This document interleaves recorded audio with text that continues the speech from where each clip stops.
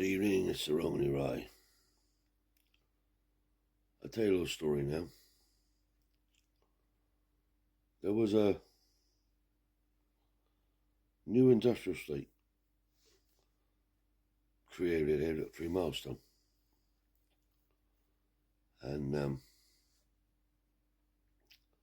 when anything they got ever come up, my grandfather was right on it. So anyway, we goes out there calling. And comes across a factory called Ashburton Electronics. So my grandfather called it. I'll never forget it. It was just like yesterday. Out walks a man with a white coat on, foreman. Grandpa said who he was and what he was about. He said, you get any scrap? Blah, blah, blah. Yeah, he said, we do. He said, we've been selling it to orchards in Par, St. Austell. I asked my grandpa, said, can I have a look at it? Yeah. So got chatting. Once my grandfather got him chatting, he normally hooked them up. So it turned out that this mush was very much involved in pantomimes and amateur operatics and stuff like that. So my grandfather told him about what used to happen up St. Austell every year, because that's where Tyrrell's was. And Mr. Tyrrell used to put it on. Pots of money. But every year, that was our family outing as a family. We all had to go. There was nobody that couldn't go. We had to go. Mind you, my grandpa had some gear to that place, man. My God almighty. Anyway, but to be fair, the ones that were invited, Mr. Tyrrell, my mother, my grandmother, Jenny, I think at the time, they was all given bouquets of flowers as a gesture. Mr. Tyrrell, my grandfather, and he was solid. Anyway, my grandfather told him about all this. And my grandfather said, would you like tickets to go to the next evening? Yes, he said, I would. Sure enough, boy, my grandfather got the tickets and he got in there. Now, it wasn't long before this mush, because he always used to do it himself, the scrap. They had a back room where it was always put. Now, it was HE9 because it was extrusion aluminium. There was new, painted, and rejects, and a bit of swarf. It wasn't until years after that the secret of this stuff was really revealed. But anyway, when my grandfather passed on, my father was getting it, and so obviously my father told me. So when my father passed on and I had all the trouble, I went out there, because I was the first one with my grandfather there. And Mr. Bray knew me just like he knew my grandfather. So I said, Mr. Bray, I said, unfortunately, I said, my father passed on. I said, and things haven't been too good at home with the family. I said, I'm in business on my own now. Can I buy you a scrap? Certainly, he said. No problem.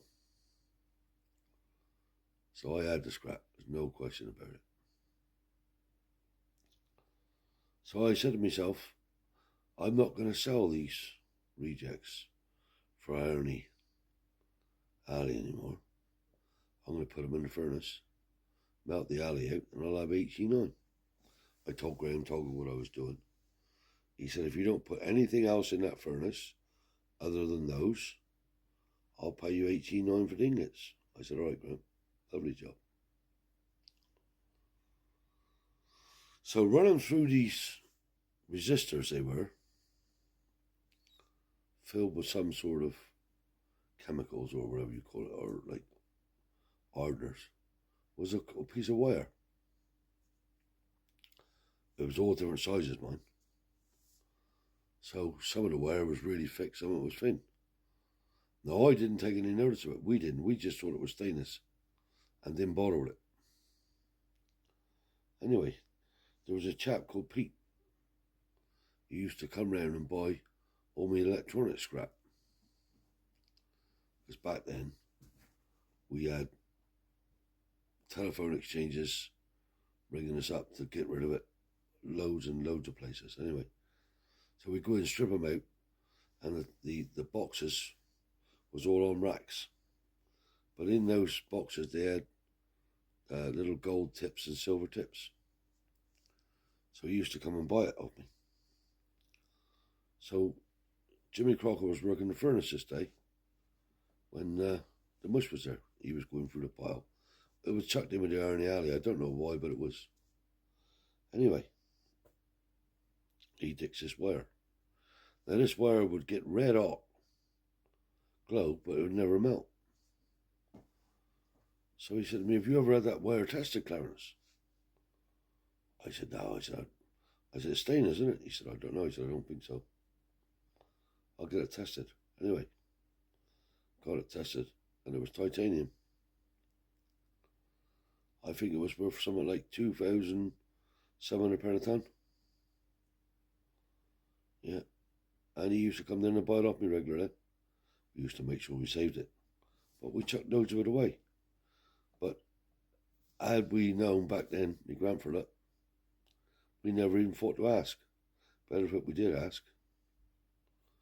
But that's one of the customers that I managed to keep for all the years. Ashburton Resistance Company, I think they were called. And that's how I knew about the job there now. When I seen resistance on the board, and I went in there, and all the machines was in there. Dolly. Nothing more than copper, aluminium, stainless and brass. I had a shed full of them, mate. Complete shed full of them. I was in there. Oh, Dolly. And we said, we're going to have a sale. I said, you don't need to have a sale. I said, I'll pay you cash for the lot right now. He said, well, you go and look at it and tell me what you're going to give me. Dolly, when I dicked it. He said, some of them machines there are good. You can use them again. I said, well, I won't be using them. I said, they're only scrap. But the ones in the bottom shed, he said, they are rubbish. They're no good. I had the lot. With no sale. I was in there for 3 days pulling it out. Machine after machine. All metal it was. The only iron on it was a big transformer in the bottom. There was a machine standing about 6 foot high with a big electric transformer in the bottom, and the rest of it then was all metal. Yeah, that's how I knew when I saw the word resistance. I called him. So that's the tale there about Ashburton's. I think they're still going. I haven't been back there for a while, but the last time I was back there, a year or two ago, they're still good. I don't know how's it now. I never bothered to call him. Mr. Bray will be gone by now. But Dory, yeah. No, Grant forgot him first, though. Yeah, with the amateur operatic societies.